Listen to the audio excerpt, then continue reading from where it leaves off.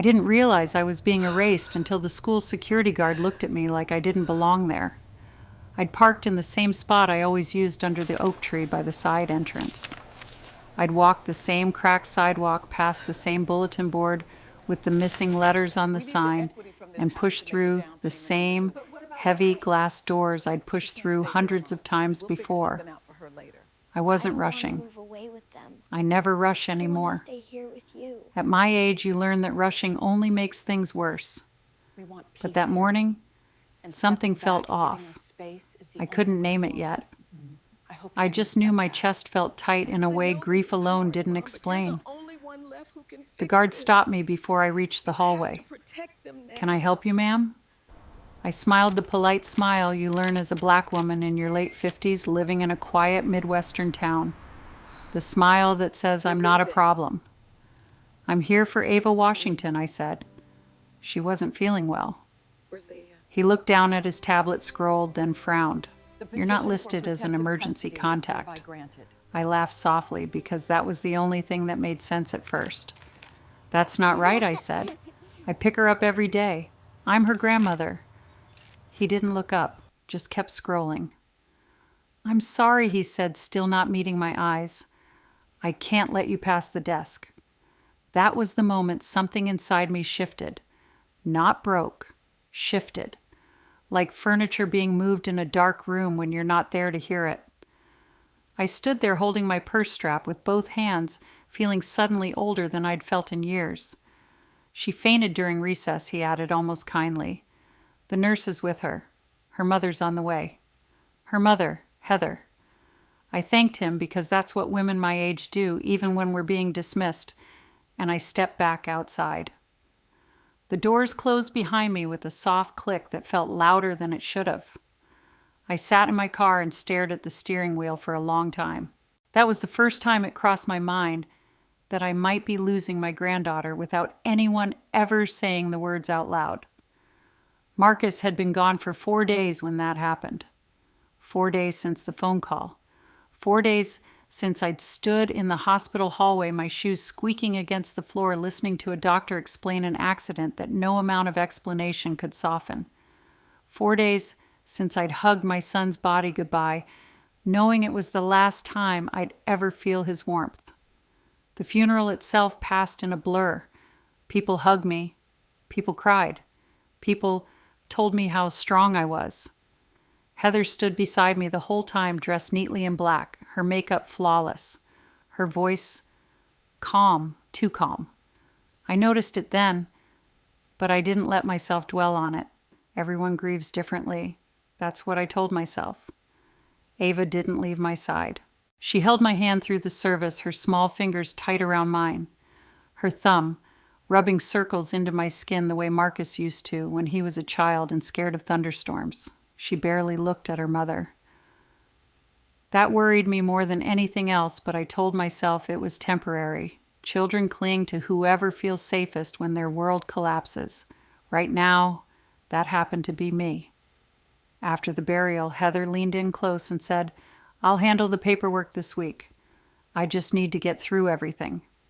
I nodded. I wasn't in any shape to argue or ask questions. My whole body felt hollow, like I'd been scooped out and left standing upright by habit alone. The next morning, Ava stayed with me. Heather said she had appointments to take care of. I didn't press. I made Ava oatmeal, cut up strawberries, and packed her backpack the way Marcus used to homework folder in the front pocket lunch on the left side so it wouldn't tip. We walked to school together. Ava squeezed my hand the entire way. "Are you picking me up today?" she asked. "Of course," I said without hesitation. "Same as always." She nodded, but her eyes flicked toward the street as if she were checking for something. I didn't understand that look until later. When I came back that afternoon, after the guard turned me away, I called Heather from my car. She didn't answer. I left a message. Calm, measured. I have always been careful with my tone. "Hi, Heather, it's Lorraine. The school said I'm no longer listed as an emergency contact. There must be a mistake. Call me when you can." She didn't call back until evening. "Oh," she said lightly when I brought it up. Yes, I updated the forms. I just thought it would be simpler. Simpler. For who I asked. There was a pause. Not a long one, just long enough to feel deliberate. For everyone, she said. It's better to keep things streamlined while we adjust. I wanted to argue. I wanted to remind her that streamlined didn't raise Ava, didn't braid her hair before school, didn't know which cereal she refused to eat after her father died. Instead, I asked, "Did Ava faint today?" "Yes," she said. "She's fine. That's not what the nurse said." Another pause. "I'll handle school matters from now on." Heather said, "You've done so much already. You should rest." Rest. That word felt heavier than grief in that moment. After we hung up, Ava sat beside me on the couch, knees tucked to her chest. "Grandma," she said quietly, "Mom said you don't need to come to school anymore." I looked at her face, really looked. The shadows under her eyes, the way she picked at the seam of the cushion. "What did she say exactly?" I asked. Ava hesitated, then leaned closer, lowering her voice even though we were alone. She said, "If I tell you things, it'll make everything harder." Something cold slid through my chest. "Tell me what things, sweetheart." She swallowed. "That I don't want to move, and that I get scared when she leaves me with people I don't know." I wrapped my arm around her, slow and steady, the way I used to when Marcus was little. "You can tell me anything," I said. "Always."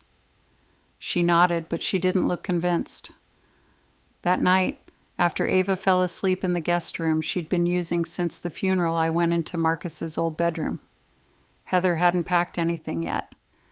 His clothes still hung in the closet. His smell soap and laundry detergent and something unmistakably him lingered in the air. I sat on the edge of the bed and cried until my chest hurt. Then I opened his nightstand drawer.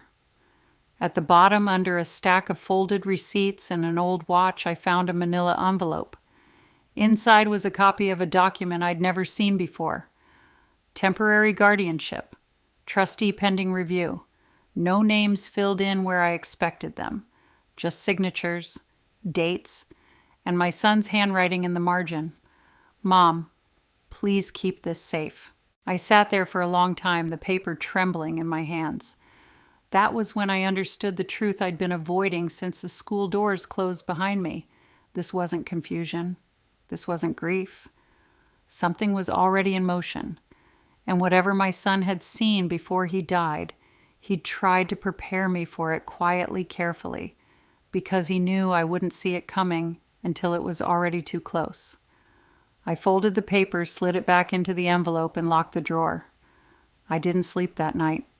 And by morning, I knew one thing for certain: I wasn't just a grandmother anymore. I was the last line my son had left between his child and whatever was about to take her away. The house was too quiet the morning after I found the document. Not the peaceful kind of quiet I'd grown used to since retiring. This was different. This was the kind of silence that presses against your ears and makes you listen harder whether you want to or not. Ava was still asleep when I got up. I stood in the kitchen, hands wrapped around a mug of coffee that had already gone cold, staring at the back door. Marcus used to come in through that door every morning, boots muddy, apologizing for the mess before I could say a word. He always said sorry first. That was who my son was. Heather didn't come by that day. She texted instead. "Running behind. Meetings all afternoon. Ava can stay with you. No thank you. No question mark." I typed back, "Of course." Then I erased it. Then I typed it again. Old habits die hard. Ava woke up around 8.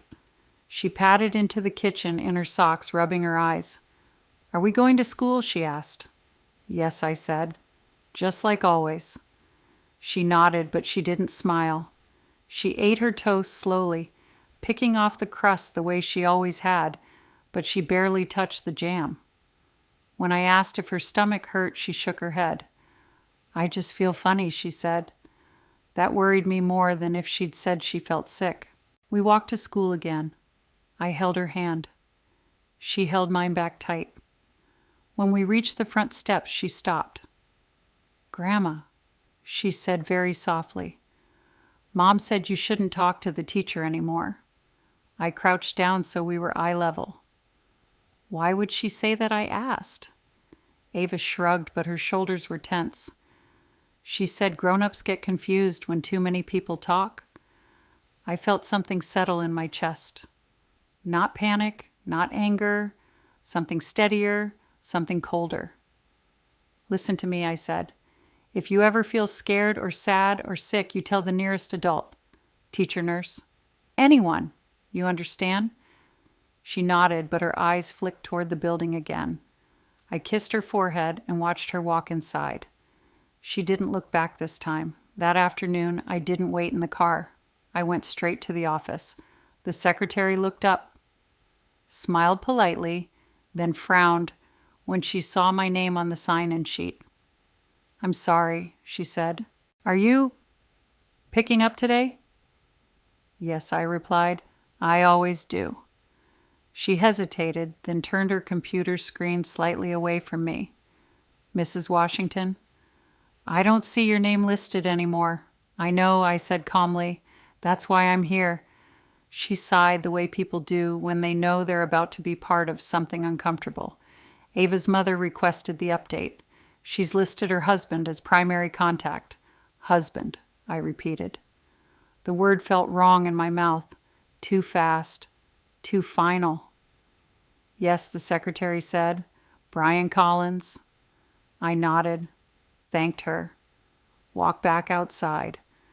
I sat on the low brick wall near the flagpole and let the realization settle. Heather hadn't just changed paperwork. She'd changed the narrative. In one quiet step, she'd moved me from daily presence to optional extra. That evening, Ruth came by. Ruth had been my friend for over 20 years. We met at the hospital back when I still worked 12-hour shifts, and she volunteered in patient support. She was 63 now, widowed with sharp eyes and a voice that had lost patience for nonsense a long time ago. She took one look at my face and said, Something's wrong. I told her everything. The school, the document, Ava's whispers, Heather's tone. Ruth didn't interrupt. She listened the way people do when they already know where a story is going, but still hope they're wrong. When I finished, she sat back in her chair and folded her arms. She's positioning, Ruth said. The word landed heavy. Positioning for what? I asked, though part of me already knew. For control, she said, and distance. I stared at my hands. My nails needed trimming. I made a mental note and hated myself for it. I went through this. Ruth continued. Different details. Same ending. I looked up. My son died when my granddaughter was 6, she said. Her mother was grieving, I thought. I gave her space, trusted her words, didn't want to cause trouble. She paused, then added, By the time I realized what was happening, I was already erased. The room felt smaller. She changed schools, Ruth said, moved counties, stopped answering calls, told people I was unstable, too emotional. I swallowed. What did you do? I asked. Ruth met my eyes. Nothing, she said. At first, because I thought being patient made me good. That sentence hit me harder than anything else she'd said. They don't take children away loudly, Ruth continued. They don't slam doors. They shuffle papers. They use polite language. They make you feel unreasonable for noticing. I thought of Heather's voice. It's simpler this way. That night, Heather finally came by to pick up Ava. She stood in the doorway, coat still on phone in her hand. I'll take her home tonight, she said. Brian made dinner plans. Ava froze beside me. She has homework, I said. Heather waved it off. She can do it later. Ava looked at me, eyes wide. Go get your bag. Heather said, her tone firm now. Ava didn't move. I said I'll walk her out, I interrupted. Heather's eyes flicked to mine, surprised. Outside, Ava hugged me hard, harder than usual. Grandma, she whispered, please don't let them make me leave you. My heart cracked slow and quiet.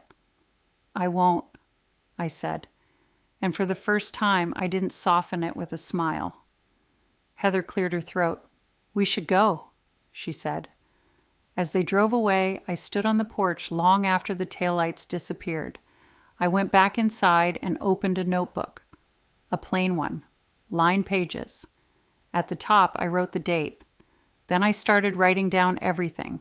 Not feelings, not guesses, just facts.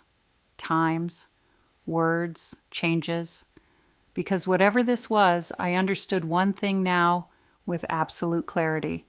If I didn't start paying attention, someone else would finish what they'd already begun. And I wasn't ready to let my granddaughter disappear quietly.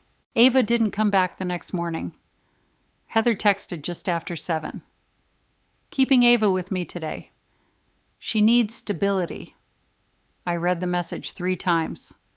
The words were polite, reasonable, the kind of sentence that looks good if someone else reads it later. I typed back slowly. Is she feeling okay? The reply came a few minutes later. She's fine. Please don't worry. That was the first time Heather had ever told me not to worry. I spent that morning doing nothing useful. I folded laundry that didn't need folding. I wiped down counters that were already clean. I kept checking my phone, even though I knew no message was coming. Around noon, I drove past Ava's school anyway. I don't know why. Habit, maybe, or denial. I parked across the street and watched parents come and go. I recognized faces. Grandparents mostly. People my age. People who thought they understood their place in their grandchildren's lives. I wondered how many of them knew how quickly that place could be taken away. Heather dropped Ava off that evening without coming inside. She stayed in the car engine, running window halfway down. She's tired, she said. It was a long day. Ava stepped out slowly, backpack hanging off one shoulder. Her eyes met mine for just a second before she looked down at the driveway. Homework's in her bag, Heather added. She already ate. I nodded. Thank you. Heather hesitated, then said, I'll pick her up early tomorrow. Brian's parents are visiting. Brian's parents. Another detail added without discussion. Another layer I hadn't been asked to approve. Ava stood frozen between us. Go inside, Heather said sharply. Ava flinched. It was small, barely noticeable, but I saw it. When Heather drove away, Ava didn't move. You okay? I asked gently. She shrugged. Inside, she dropped her backpack by the door and went straight to the couch, curling up with her knees to her chest. She didn't turn on the TV. She didn't ask for a snack. She just sat there staring at nothing. I sat beside her but didn't touch her. Years of working with patients taught me that sometimes presence matters more than words. After a while, she spoke. Mom was mad today, she said. Why, I asked. She picked at the fabric of the cushion. I told my teacher I missed you. My chest tightened. What happened? I asked, keeping my voice steady. She said that wasn't necessary, Ava replied. She said I shouldn't make things harder for everyone. I waited. She said if I keep talking about you. Ava continued, her voice barely above a whisper. People might think I'm confused. There it was. The word. Confused. A word adults use when they want to discredit someone without sounding cruel. Did she explain what she meant? I asked. Ava shook her head. She just said I need to listen better, and that we might move if things don't calm down. Move. My hands curled into fists in my lap. Did she say where I asked? No, Ava said. Just somewhere else. She glanced at me, then eyes wide and shiny. "Grandma," she whispered, "don't tell Mom I said this." The room seemed to tilt. Why, I asked softly. Ava leaned closer, lowering her voice even though we were alone. She said, "If I tell you things, it'll make everything worse. And then I won't see you anymore." I felt that sentence settle into my bones. Not shouted, not dramatic, just stated as fact by a child who believed it. I reached for her hand slowly, making sure she saw the movement before I touched her. "You didn't do anything wrong," I said. "You hear me?" She nodded, but tears spilled over anyway. "I don't want to leave you," she said. "I don't like it when she leaves me with people I don't know." I held her then, carefully. "The way you hold something precious and fragile at the same time." She cried quietly against my shoulder. No sobbing, no noise, just the kind of crying children do when they're afraid of being heard. After she fell asleep that night, I sat at the kitchen table with my notebook open. I wrote down her words exactly as she said them, not because I wanted to use them, but because I was afraid of forgetting them, afraid that time would dull the edges and make me question myself. The next day, Heather came early, too early. I was still in my robe when I heard the knock. She stepped inside without waiting to be invited, phone in hand, jaw tight. "I need to talk to you," she said. Ava hovered behind her backpack already on. Heather didn't look at her. "I think it's best if we make some changes," Heather continued. "This back and forth isn't healthy." "For who?" I asked. Heather exhaled sharply. "For Ava. She needs consistency. Too many influences are confusing her." I felt a flash of anger, hot and sharp, but I swallowed it.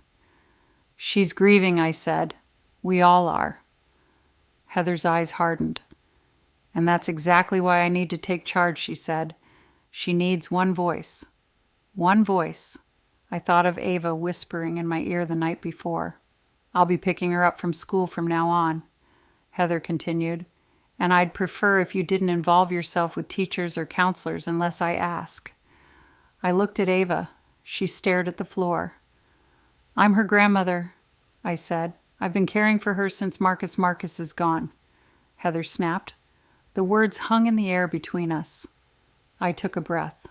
"I know," I said quietly, "but Ava is still here." Heather's phone buzzed. She glanced at it, then straightened. "We're leaving now," she said. "I'll call you later." Ava didn't hug me goodbye. She didn't look at me at all. After they left, I sat down heavily in the chair by the door. I thought of all the families I'd seen at the hospital over the years. The quiet ones, the polite ones, the ones who smiled and nodded while things fell apart behind closed doors. I thought of Marcus, of the document in the drawer of the note he'd written in the margin. "Please keep this safe." I stood up and went to the bedroom. I opened the drawer again and took out the envelope. This time I didn't put it back. I slid it into my purse and zipped it closed. Because whatever Heather was doing, whatever she thought she was controlling one thing, was now painfully clear to me. My granddaughter was already being taught to stay silent. And silence, I had learned the hard way, is where damage grows fastest. I wasn't ready to speak yet, but I was done, pretending nothing was happening. I didn't call Ruth right away. That surprised me later when I thought about it. Normally, she was the first person I reached out to when something felt wrong. But this time I sat with it. I walked around my house with the quiet following me from room to room. I replayed Ava's words in my head. I replayed Heather's tone. I replayed that look in my granddaughter's eyes when she didn't hug me goodbye. By the third night, I hadn't slept more than a few hours. That's when I called Ruth. She answered on the second ring. "You sound tired," she said before I could even say hello. "I am," I replied. "Can you come by tomorrow?" She didn't ask why. "I'll bring soup," she said. "You haven't been eating." Ruth arrived just after noon the next day. She stood in my kitchen doorway for a moment, taking me in. I knew what she saw. My hair pulled back without care, dark circles under my eyes, shoulders slumped in a way they hadn't been a week ago. She set the soup on the stove and turned to face me. "Start from the beginning," she said. So I did. I told her about the school, the paperwork, Ava's whispers, the word confused, the envelope from Marcus's drawer. I didn't dramatize anything. I didn't need to. Ruth listened with her arms crossed, nodding slowly, her jaw tightening more with every detail. When I finished, the kitchen was quiet, except for the faint bubbling of soup. Ruth didn't speak right away. Instead, she walked to the window and looked out at the yard. Marcus had planted that maple tree when he was 16. He dug the hole himself, complaining the whole time, then watered it every morning for weeks afterward. Ruth finally turned back to me. "She's positioning," she said again. "Just like I told you." I swallowed. "Positioning for what?" "For distance," Ruth said. "And control. And time." I frowned. "Time?" "She's making sure that by the time anyone questions what's happening, it'll already feel normal," Ruth replied. "Ava not seeing you, you not being on forms, you not being involved. People will say, 'Well, that's how it's been for a while.'" Her words sent a chill through me. "I thought I was helping by not pushing," I admitted. "By giving space." Ruth let out a short, humorless laugh. "That's what I thought too," she said. She pulled out a chair and sat across from me. "My granddaughter was 6 when my son died," she began. "Her mother was quiet, polite, always thanking me for my help. I listened, my hands wrapped around my coffee mug. She said she needed time to grieve." Ruth continued. "I believed her. I told myself I didn't want to overstep." Ruth looked at me directly. By the time I realized she'd stopped putting my name on school forms, it had already been a year, she said. By the time she moved, it had been 2. My chest tightened. "She told people I was unstable," Ruth went on. "Said I cried too much. Said I couldn't handle boundaries. That's not true," I said automatically. "I know," Ruth replied. "But truth moves slower than paperwork." She leaned back in her chair. "They don't take children away loudly," she said, repeating the words she'd said before. "They do it quietly, with polite language, with concern, with phrases like best interest and stability." I stared at the table. "What did you do?" I asked again. Ruth exhaled slowly. "I fought," she said, "but too late. By then, I was the one trying to re-enter a life I'd already been written out of." She shook her head. "I didn't document anything. I didn't keep dates or words or messages. I trusted that love would be enough." She met my eyes again. It wasn't. The soup began to boil over. Ruth stood and turned down the heat without breaking eye contact. "You're not me," she said. "You still have time." The word time felt heavy now. "She's already married," I said quietly. "She's already adding Brian to everything." Ruth nodded, "Which means she's building a new structure, and Ava is part of it." I thought of Brian's name appearing on the school screen. How quickly that had happened. "What do?" I asked. Ruth didn't hesitate. "You stop assuming good intentions," she said, "and you start writing everything down." I glanced at my notebook on the counter. "I started," I said. "Good," Ruth replied. "Dates. Exact words. Changes in routine. Every time Ava looks scared. Every time you're shut out." She softened her tone then. "And you stop telling yourself you're overreacting." I nodded slowly. That afternoon, Heather didn't come to pick up Ava. Instead, she texted, "Ava will be staying with me for the rest of the week." No explanation, no discussion. I showed the message to Ruth. "She's testing boundaries," Ruth said. "Seeing how much you'll accept without protest." "What if I protest and make it worse?" I asked. Ruth reached across the table and put her hand over mine.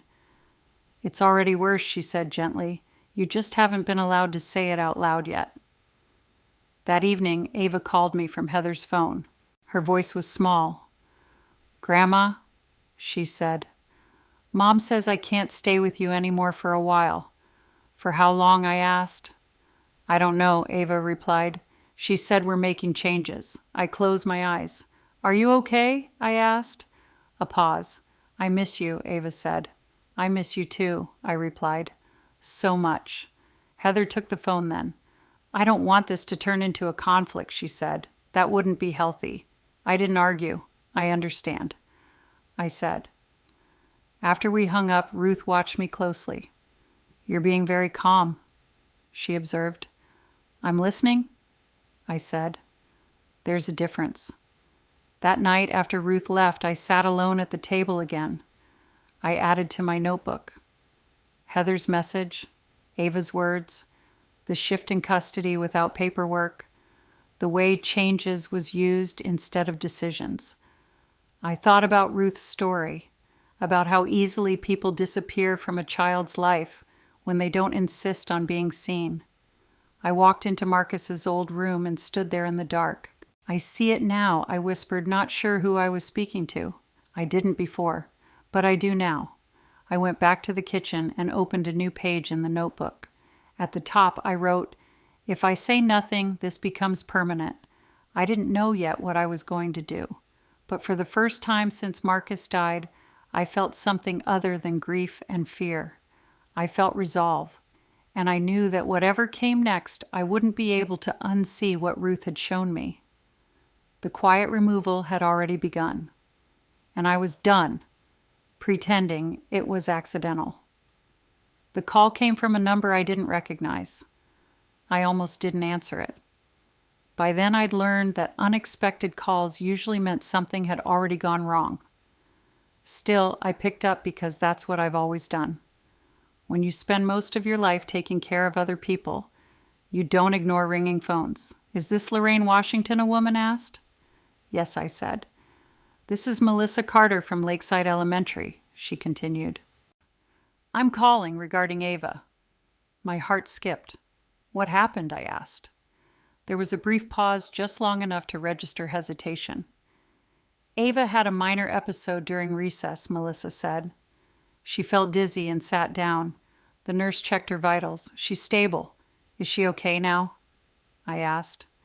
"Yes, she's resting," Melissa replied. "We've already contacted her primary guardian." Primary guardian? The words didn't hit me all at once. They sank in slowly, like something heavy lowering itself into water.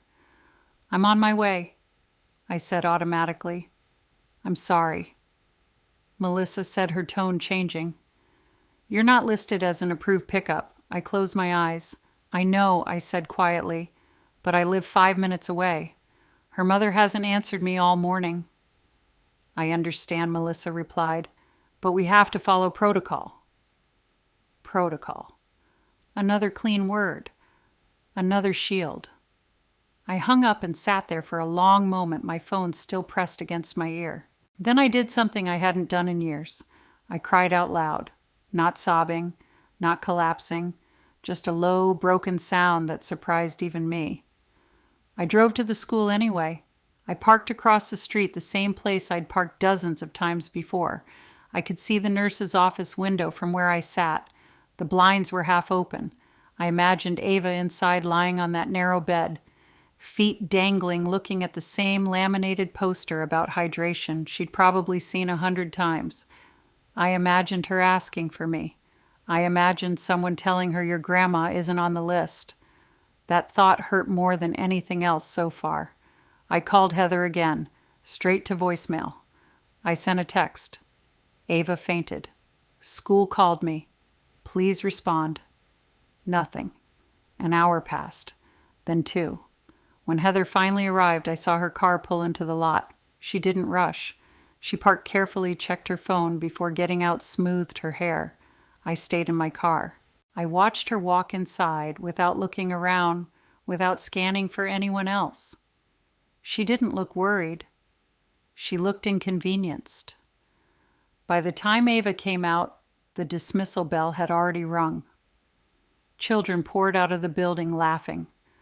Running, swinging backpacks, Ava walked slowly beside her mother. Her shoulders were slumped. Heather opened the passenger door, and Ava climbed in. Then Heather stood there talking to someone, probably the nurse or an administrator, smiling, nodding. I thought about getting out of my car, about crossing the street, about making myself visible. I didn't. Not yet. When Heather drove away, she didn't pass my car. She turned the other direction. That night, Ava didn't come to my house. Heather texted again. Ava's staying with me tonight. Doctor suggested rest. Doctor, another authority, another layer.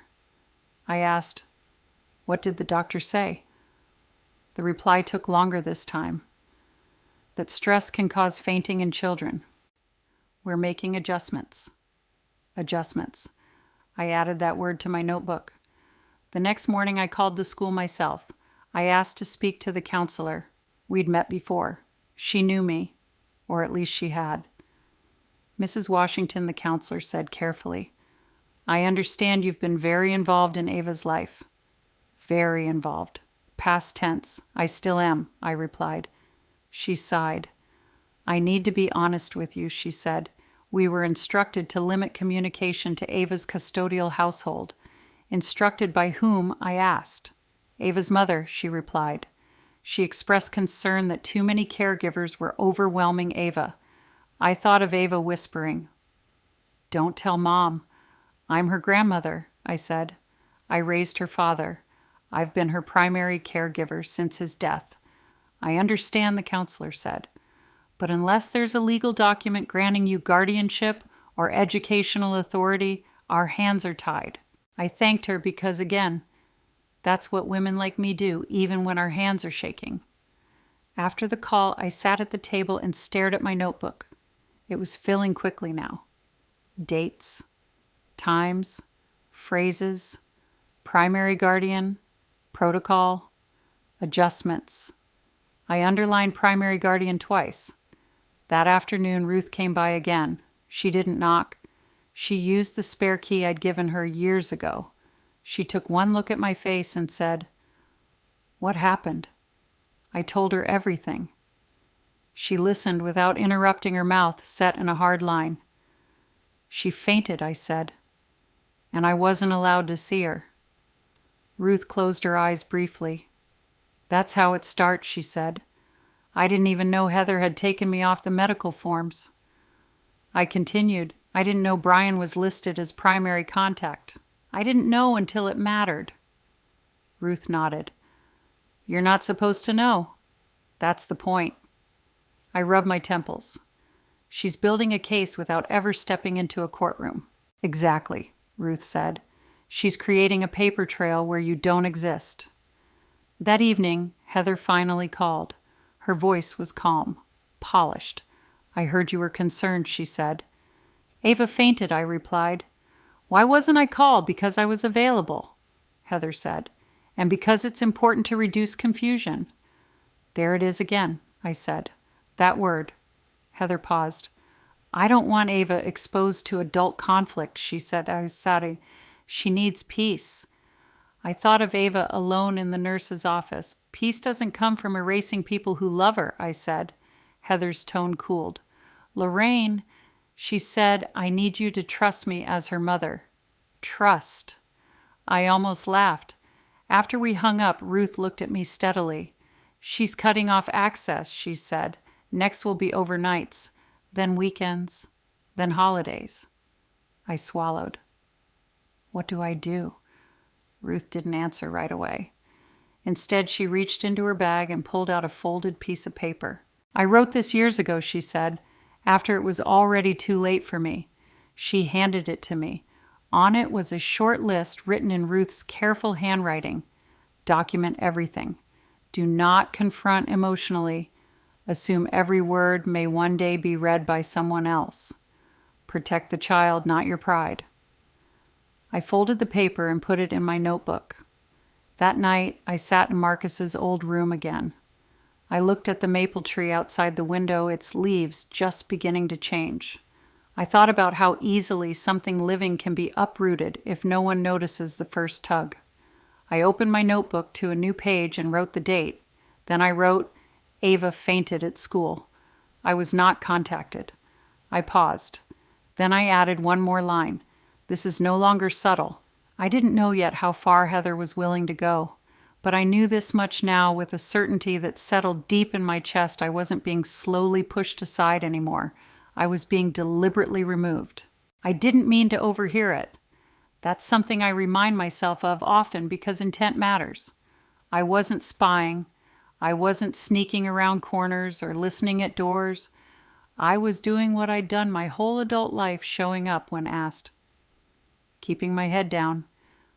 Making myself useful. Heather called me that morning. I need a favor, she said. Her voice had that careful politeness again, the kind she used when she wanted something without acknowledging it. What kind? I asked. Could you watch the house for an hour? She said. Brian has a call he can't take at work, and we don't want Ava overhearing business things. I paused. Where will Ava be? She's at tutoring, Heather replied. Brian will pick her up after. I agreed. I always did back then. Part of me still believed that cooperation might slow things down, might keep me close enough to see what was happening. I arrived at their house just before noon. Heather was already dressed to leave, purse over her shoulder, keys in hand. Thank you, she said quickly. We'll be back soon. Brian was in the living room, laptop, open headset around his neck. He gave me a brief nod. Hey, he said. Thanks for coming. Heather left. The door closed. Brian didn't. I'll just be upstairs, he said. Call shouldn't take long. I settled into the kitchen, the same one Marcus had once remodeled himself. I made tea. I wiped down the counter. I tried not to think about how much of my son still lived in this house that no longer felt like his. Brian's voice carried more than he realized. The house was quiet.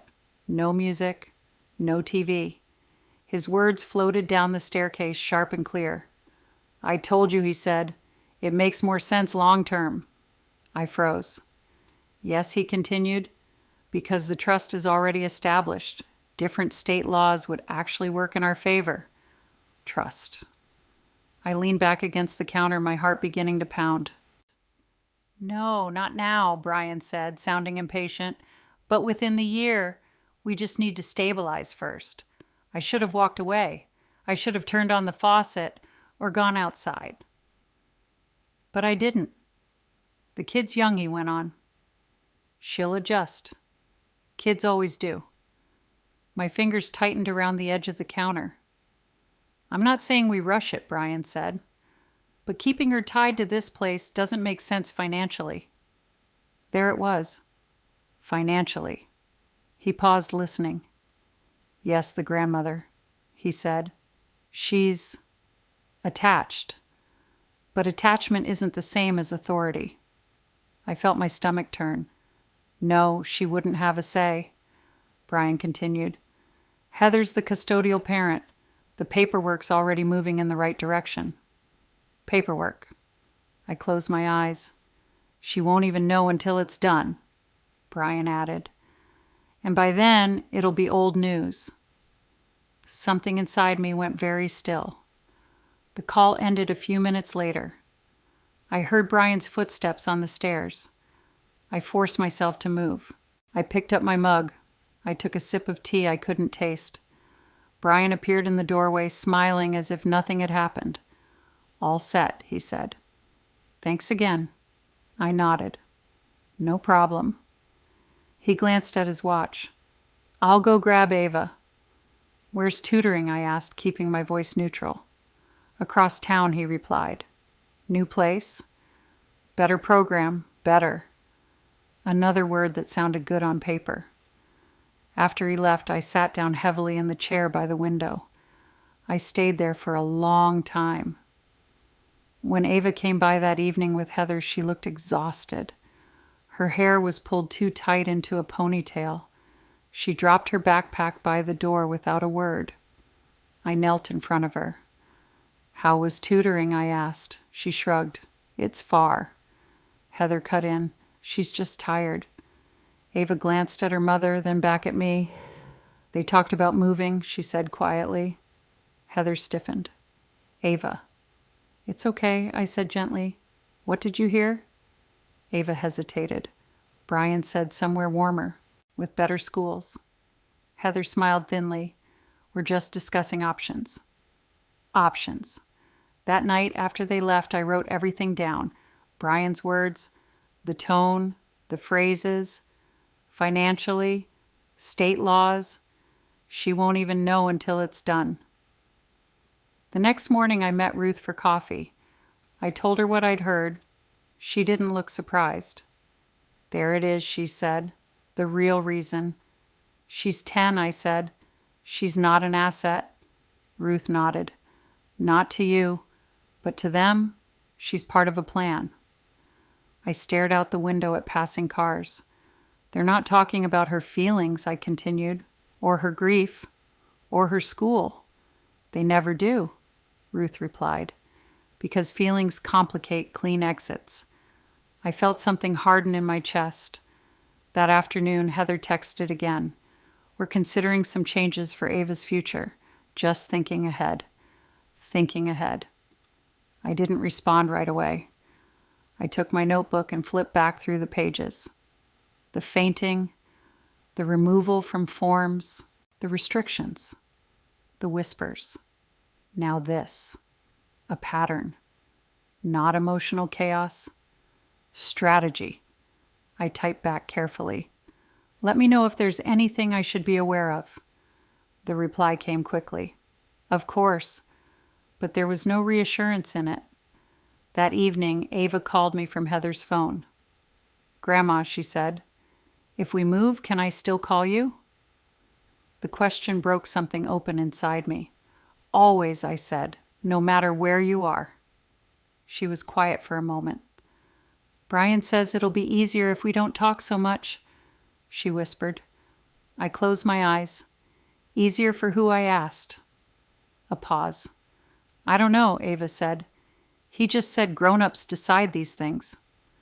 After we hung up, I sat at the table until the sun went down. I thought about everything I'd seen over the past weeks, how smoothly it was all unfolding, how calmly, how quietly, no raised voices, no slammed doors, just decisions being made without the one person they affected most. I opened my notebook to a fresh page and wrote the date. Then I wrote, "They are planning to move Ava for financial reasons." I underlined it twice. For the first time, the truth was clear enough to name. This wasn't about grief. This wasn't about stability. This was about convenience and money and clean lines on a spreadsheet. And somewhere in the middle of it all was a 10-year-old girl who was learning day by day that her place in the world could be negotiated without her consent. I closed the notebook. Whatever came next, I knew this much. With certainty, they had already decided Ava's future. And if I didn't step in, I would only find out after it was too late. Heather didn't ask to meet. She told me. Her message came late in the afternoon, just as I was finishing the dishes. "Can you come by this evening?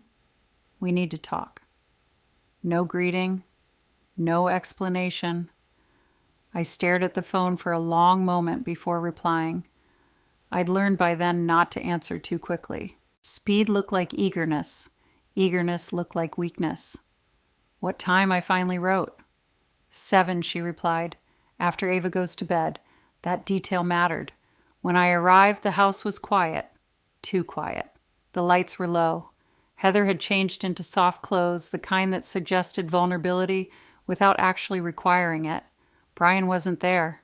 "He's out," she said, noticing me glance toward the hallway. "Work dinner?" I nodded and followed her into the living room. She sat across from me, legs crossed, hands folded neatly in her lap. She looked tired. Or maybe she was just good at looking that way when it suited her. "I don't want this to turn into something bigger than it needs to be," she began. I said nothing. Heather sighed. "Ava's been through a lot. losing her father, adjusting to a new family structure. New family structure. Another phrase that sounded reasonable until you thought about what it replaced. She needs calm, Heather continued. Consistency, not tension between the adults in her life. I waited.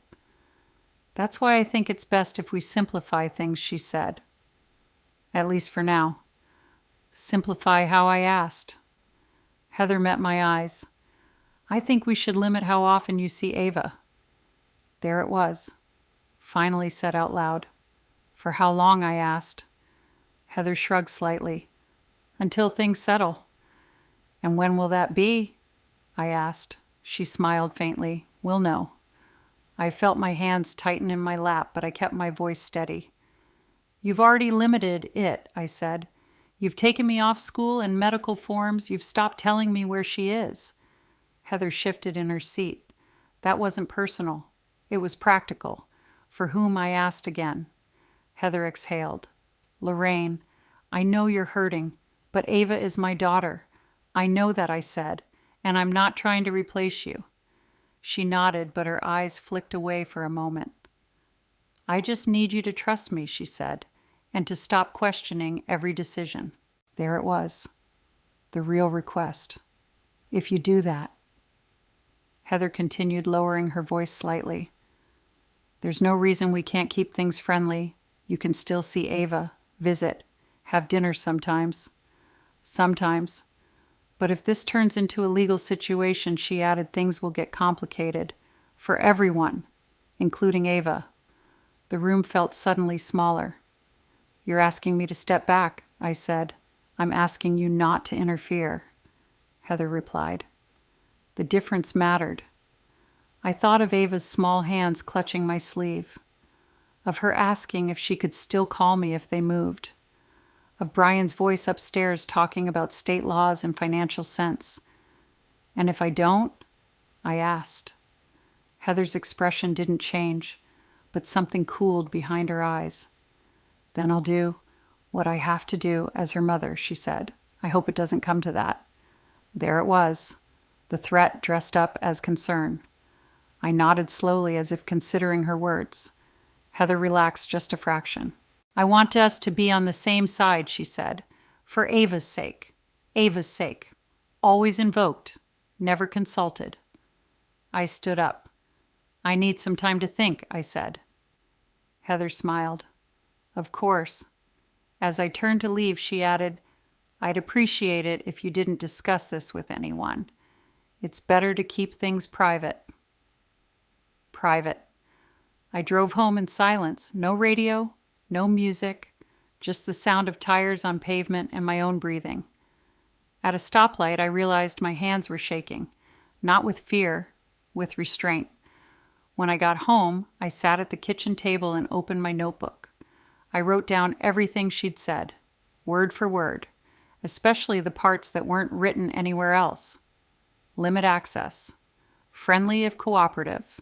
Complicated if legal. I underlined friendly and legal. That night, Ava called me. Heather's voice was faint in the background, reminding her it was almost bedtime. Grandma Ava whispered, Mom says you're busy lately. I closed my eyes. I'm right here, I said. I'm always right here. She hesitated. She said it might be better if I don't come over as much. I felt my throat tighten. What do you think? I asked gently. There was a long pause. I think she gets mad when I talk about you, Ava said. I pressed my lips together. Listen to me, I said. No matter what happens, you haven't done anything wrong. Adults make decisions sometimes without explaining them very well. Are you mad at me? Ava asked. No, I said quickly. Never. Another pause. Are you mad at Mom? She asked. I chose my words carefully. I'm worried, I said. That's different. She seemed to accept that. After we hung up, I sat in the dark for a long time. Heather's offer replayed in my mind. Silence in exchange for access. Compliance in exchange for crumbs of presence. A polite disappearance instead of an argument. I understood then Why so many grandparents vanish quietly from their grandchildren's lives. It wasn't because they didn't love them enough. It was because the price of staying was unbearable. I thought of Ruth's words, "Protect the child, not your pride." I also thought of Marcus, of the envelope in my purse, of the margin note he'd written in his own hand. "Please keep this safe." I went into my bedroom and took the envelope out. I held it for a moment, feeling its weight. Then I put it back in my purse. Not yet. I wasn't ready to speak. But I knew this much now with a clarity that left no room for doubt. Heather had named her terms, and whatever I chose next would cost me something. Either way, I didn't plan to call anyone after that meeting with Heather. I told myself I needed space, time to think, time to breathe. But the truth was simpler than that.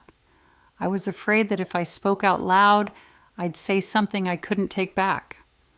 Or worse, something that would make me hesitate. So I stayed quiet for 2 days. I went through the motions of living. I watered the plants. I took out the trash. I made food I didn't feel like eating. At night, I lay awake, listening to the house settle, every small sound louder than it should have been.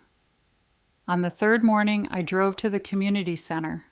I hadn't been there in years, not since I stopped volunteering after Marcus was born. The building hadn't changed much. Same brick walls, same faded posters about free legal clinics and blood pressure screenings. I was there to see David and Gwen. Ruth had mentioned him once weeks ago, almost in passing. If you ever need someone who understands systems, she'd said not just laws, but how people use them, talk to David. I didn't know what I was looking for when I walked into his office. Maybe clarity, maybe reassurance, maybe permission to do what I already knew I had to do. David was younger than me, maybe 50, with tired eyes and a calm way of speaking that didn't rush or fill silence unnecessarily. He listened. That was the first thing I noticed. I told him everything. The school, the forms, Ava's words, Heather's offer, Brian's phone call, the notebook. When I finished, he leaned back in his chair and folded his hands. "You're doing the right thing by documenting," he said. "Most people wait too long." "I don't want to make this worse for my granddaughter," I said. David nodded. Wanting to protect a child doesn't make things worse. Ignoring patterns does.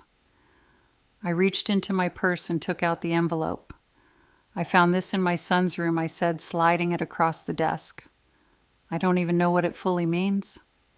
David opened it carefully, scanning the document inside. "This isn't a finalized guardianship," he said. "It's a contingency." "A what?"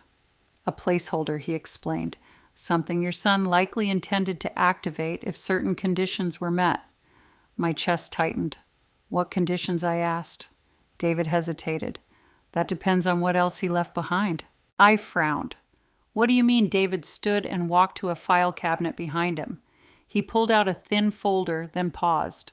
"Before I say anything else," he said, turning back to me, "I need to ask you something." I nodded. "Did Marcus ever ask you to keep something safe?" he asked. "Something that wasn't paper." My heart skipped. He wrote that in the margin. I said slowly, "Please keep this safe." David nodded. "Then I think you should hear this." He sat back down and placed a small digital recorder on the desk between us. My breath caught. "I didn't know if I should give this to you," David said gently. "Your son left it with instructions. He said not to share it unless certain things started happening." "What things?" I asked, my voice barely above a whisper. David met my eyes. "The things you just described." He pressed a button. At first there was static, then the sound of breathing, familiar breathing. I recognized it instantly. Marcus. His voice came through low and tired, like it did at the end of long days. "Mom," he said, "if you're hearing this, then I wasn't wrong." I covered my mouth with my hand. "I didn't want to put this on you," Marcus continued. "I kept hoping things would settle. that Heather would slow down, that Ava wouldn't get caught in the middle. There was a pause, a long one. "I'm scared for Ava," he said. "Not because her mother doesn't love her, but because love isn't always what guides decisions." I felt tears spill over, hot and sudden.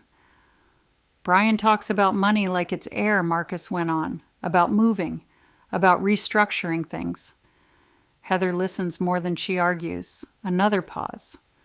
"I don't trust what they're planning," he said, "and I don't think I'll be able to stop it if I wait."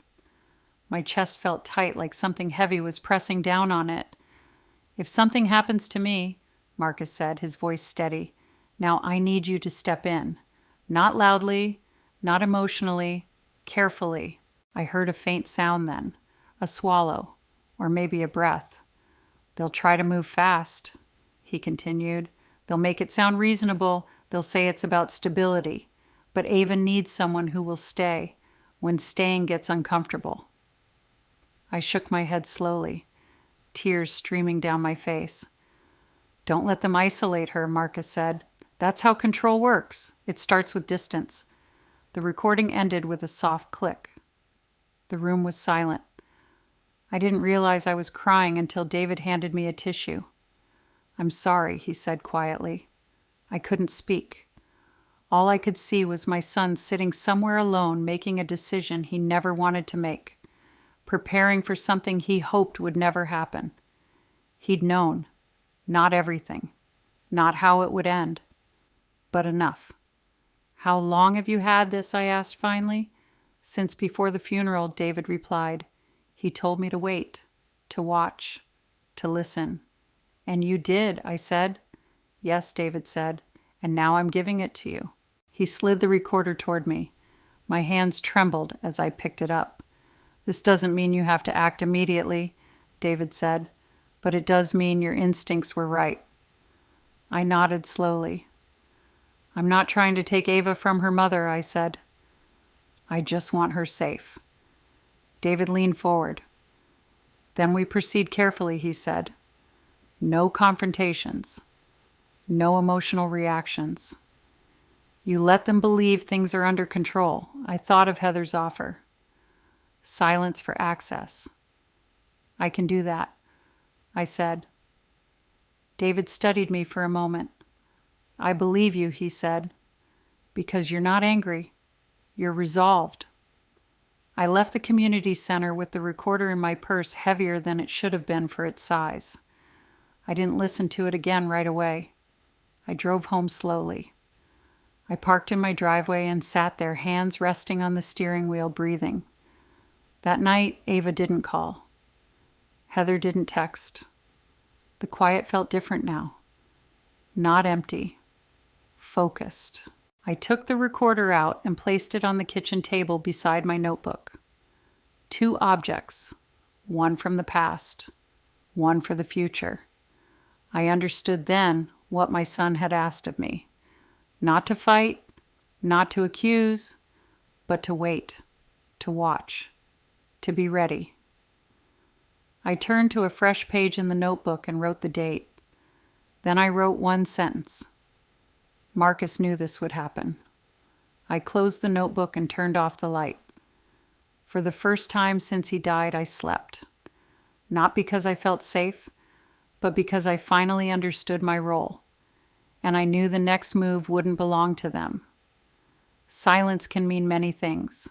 Sometimes it means peace, sometimes it means fear, and sometimes this took me a long time to learn. It means something is already in motion and you're the last one meant to notice. After hearing Marcus's voice on that recorder, I moved through the world differently, slower, more deliberate. I smiled when expected. I agreed when it cost me nothing. I didn't argue. I didn't ask questions that would make Heather defensive. I became, for lack of a better word, agreeable. Heather noticed. She texted me twice that week. Casual messages. Neutral. Almost friendly. Ava might stop by Sunday for dinner if she's up for it. Thank you for understanding how hard things have been. Understanding. Another carefully chosen word. On Sunday, Ava came over for exactly 2 hours. Heather dropped her off but didn't come in. She waved from the car. Ava ran up the walkway like she always had, arms out, smiling. For those 2 hours, I didn't ask questions. I didn't pry. I just cooked, listened and watched. Ava ate quietly. She asked if I'd been sleeping better. She told me her teacher was changing seats in class. Small things. Safe things. But when she hugged me goodbye, she didn't let go right away. "Mom's been packing," she whispered into my shoulder. My breath caught, but I didn't react. "For a trip?" I asked softly. She shook her head. "Boxes." I nodded. "Thank you for telling me." She looked up at me, eyes searching. "Are you okay, Grandma?" I smiled. "I will be." After she left, I sat alone at the table and stared at the chair she'd been sitting in. Packing, not planning, not discussing. Packing. I wrote it down. 2 days later, my phone stopped ringing. No calls from Ava, no texts from Heather. I waited a full day before reaching out, just checking in. "Hope you're all doing well." No reply. On the third day, I drove past their house. I didn't intend to stop. I just wanted to see the place with my own eyes. Sometimes places tell you things people won't. The curtains were drawn. The driveway was empty. There was a small sign posted near the front door. Something taped to the glass. I pulled over and walked closer. For sale. I stood there longer than I meant to. That evening, Ruth came over. She took one look at my face and said, "They didn't tell you, did they?" I shook my head. She exhaled slowly. "That's your answer, then?" "To what I asked." "To whether they plan to include you in the future," she said. I sat down heavily. "They're not even pretending anymore," I said. Ruth nodded. "That's what happens when people think they've already won." That night, I finally listened to the recording again, alone, in the dark. Not because I needed to hear Marcus's voice again, but because I needed to hear his instructions. He hadn't asked me to rush. He hadn't asked me to confront. He had asked me to be careful. The next morning, I called David. "I think they're moving sooner than they said," I told him. He was quiet for a moment. "Are you ready for the next step?" he asked. "I don't want to take Ava from her mother," I said again. "I know," he replied, "but what you want and what may be necessary aren't always the same." He explained the process slowly. What could be done? What shouldn't be done yet? Timing matters, he said. If they relocate without notice, especially across state lines, options narrow quickly. That word. Again. Options. I thought of Ava asking if she could still call me. "What do I do right now?" I asked. "You observe," David said. "You document, and you prepare." I hung up and sat quietly. That afternoon, Heather finally called. Her tone was cheerful. Too cheerful. "We're making some changes," she said. "I wanted you to hear it from me." I waited. "Brian accepted a position out of state," she continued. "It's a great opportunity. Better schools. Lower cost of living. And Ava?" I asked. "She'll adapt." Heather said smoothly, "Kids do." There it was again. That sentence. Reused like a shield. "When are you leaving?" I asked. Soon, she said. "We're still finalizing details." "You didn't think to tell me?" I asked quietly. Heather paused. "I didn't want to upset you prematurely," she said. "I know change is hard for you. Not for Ava. For me. I see," I said. "And I hope you'll support us." Heather added, "This isn't the time for conflict." Conflict. Another word that made concern sound unreasonable. "I just want what's best for Ava," I said. "So do I," Heather replied. But there was something different in her voice now. A firmness. A finality. When we hung up, I didn't cry. I felt something else instead. A calm that comes when a decision has already been made for you. That evening, I went through my notebook page by page. Every date, Every phrase, every shift in behavior. I organized it, labeled it, made copies. Then I took out the recorder and placed it beside the notebook. 2 truths. One written, one spoken. Later that night, Ava called from a number I didn't recognize. "Grandma," she said, her voice shaky. "Mom says we're leaving next week." My heart clenched. "Where?" I asked gently. "I don't know," she said. "She won't say. She just said it's exciting and I shouldn't be sad." I closed my eyes. "It's okay to feel however you feel," I said. "I don't want to leave you," Ava whispered. I took a breath. "You don't have to decide anything right now," I said. "Just remember this. You are loved, no matter where you are." She was quiet for a moment. "Will you come visit?" she asked. "I'll do everything I can," I said. After we hung up, I sat alone in the living room, the recorder in my hand. Heather hadn't just drawn a boundary. She'd erased me from the map. And now, with packing boxes and a for sale sign and a child who didn't know where she'd be living in a week, the situation had crossed a line Marcus had anticipated long ago. I picked up my phone and called David back. "They're leaving," I said, "and they didn't tell me until now." He didn't hesitate. "Then we can't wait," he said.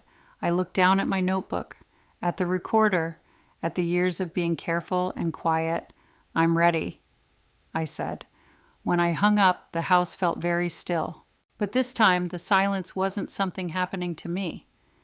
It was the pause before something changed. The morning after I told David I was ready, I woke up before dawn. The house was quiet in that deep way it only gets when the world hasn't started demanding things from you yet. I made coffee and sat at the kitchen table, my notebook open in front of me, the recorder beside it. I didn't feel brave. I felt clear. There's a difference. Bravery feels loud and dramatic. Clarity feels calm, almost plain. It doesn't ask for permission. David called just after 8.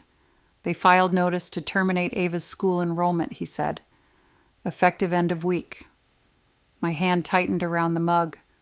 "That confirms intent," he continued. "We can move today." I nodded, even though he couldn't see me. "What happens next?" I asked. "We request an emergency hold," he said. "Temporary. It doesn't decide the future. It just prevents immediate relocation until things are reviewed." "And Heather?" I asked. "She'll be notified," he said. "Likely within hours." I closed my eyes. I thought of Ava's voice on the phone. "I don't want to leave you." "Do it," I said. The rest of that day unfolded in a way that felt unreal, like watching something through glass. Forms were filed, calls were made. I answered questions slowly and carefully, sticking to facts, not feelings. I didn't accuse. I didn't speculate. I described patterns. That afternoon, Heather called. Her voice wasn't cheerful this time. "What did you do?" she asked. I took a breath. "I asked for time," I said. "For Ava." "You went behind my back?" she snapped. "I went to protect my granddaughter," I replied. "You're trying to control us," she said. "You're punishing me." "This isn't about you," I said quietly. There was a sharp inhale on the other end. "You think a judge is going to take my child away?" Heather said. "You're delusional." "I'm not asking for that," I said. "I'm asking for stability until decisions are examined." She laughed, but there was no humor in it. "You've always thought you knew better," she said. "You think because you're older you get to decide." I pictured Ava packing boxes she didn't understand. "I think because I've been paying attention," I said. Heather went silent. When she spoke again, her voice was low and cold. "This is war," she said. "No," I replied. "This is a pause." We hung up. By evening, David called again. The emergency hold was granted, he said. Temporary. Ava can't be moved out of jurisdiction until a hearing. I sat down heavily in the chair. When I asked, 2 days, he said. Short hearing. Focused. I thanked him and hung up. Then I did the hardest thing I'd done since Marcus died. I called Ava's counselor. I told her what was happening in careful, neutral language. She's been anxious, the counselor said. About moving. About leaving you. That was all she needed to say. The hearing itself wasn't dramatic. There were no raised voices, no speeches, just questions and answers. Heather looked composed. Hurt. Confused. Brian stared straight ahead. I spoke when asked. I didn't cry. I didn't argue. I talked about routines, school mornings, homework, who Ava called when she was scared, who remembered to refill her inhaler, who noticed when she stopped sleeping well. The judge listened. At the end, she said something I'll never forget. This court isn't deciding who loves this child, she said. We're deciding what serves her best right now. Temporary guardianship was granted to me. 60 days. Supervised visitation for Heather. No relocation. When the gavel came down, Heather stared at me like I'd taken something from her, but all I felt was relief. Ava came home with me that night. Not permanently, not yet, but safely. She walked into my house slowly, like she wasn't sure she was allowed to be there. Then she looked around at the photos on the wall at the maple tree outside the window. You didn't pack, she said. No, I replied. I didn't. She nodded and went to sit on the couch, curling her legs underneath her, the way she always had.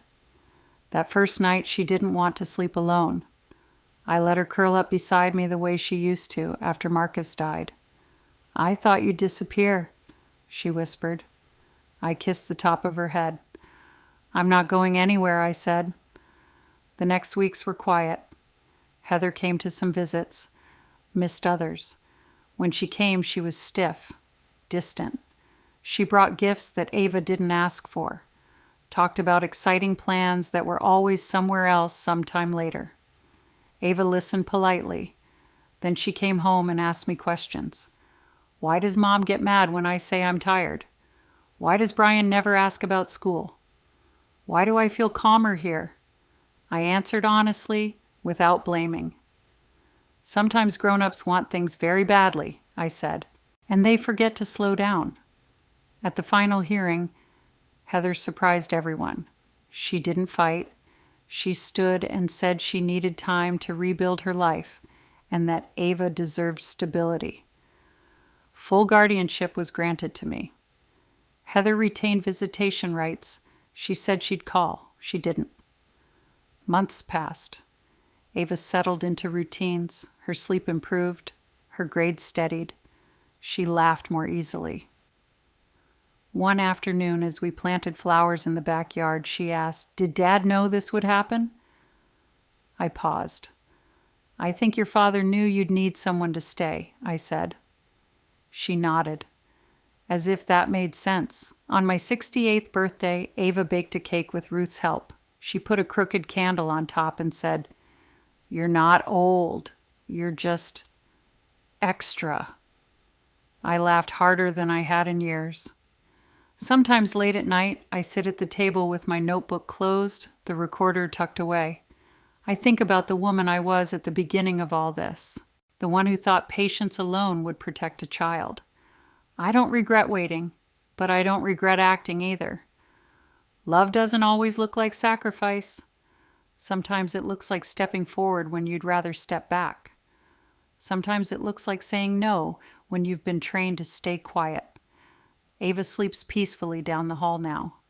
The maple tree outside my window is taller, and the house is full again. Not because I fought, but because I stayed.